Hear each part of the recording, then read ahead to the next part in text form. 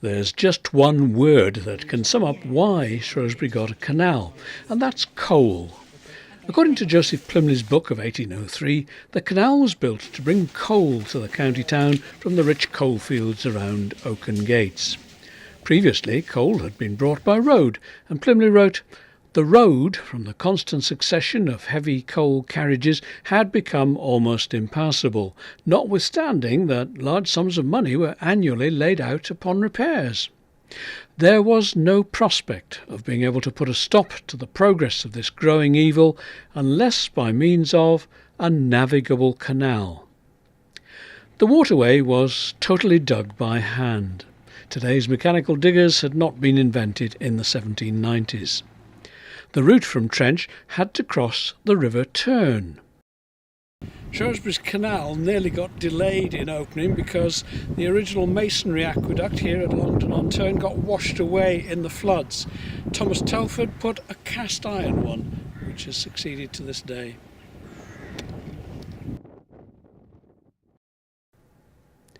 The cast iron trough for the water included a towpath alongside for the horse.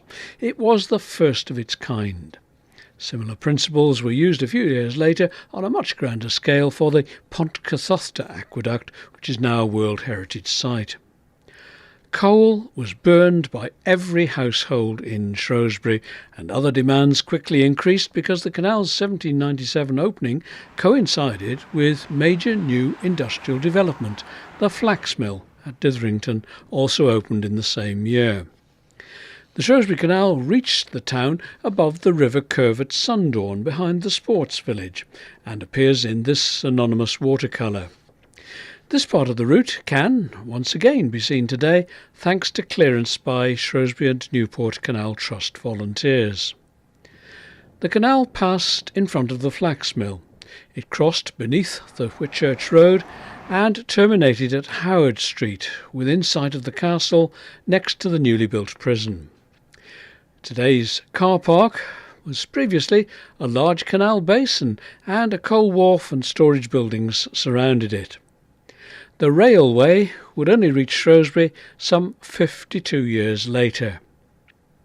The first boats coming to Shrewsbury were the simple tub boats of the East Shropshire canals, and 4 would often be chained together and towed by one horse. A horse could pull much heavier loads in boats than in carts. Coal from East Shropshire was the main cargo for the first 40 years. But nationally, canals had become main transport arteries linking the great seaports with inland cities.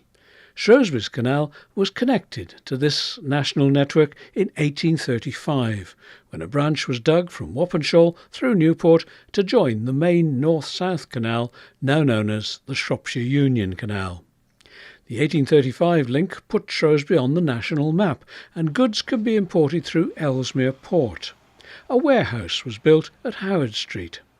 Historian Barry Trinder has made a study of Shropshire Union Canal Company records. When the canal first opened, yes, it was a means of taking coal to Shrewsbury, and people in Shrewsbury thought it would bring down the prices. They were a bit disappointed, but...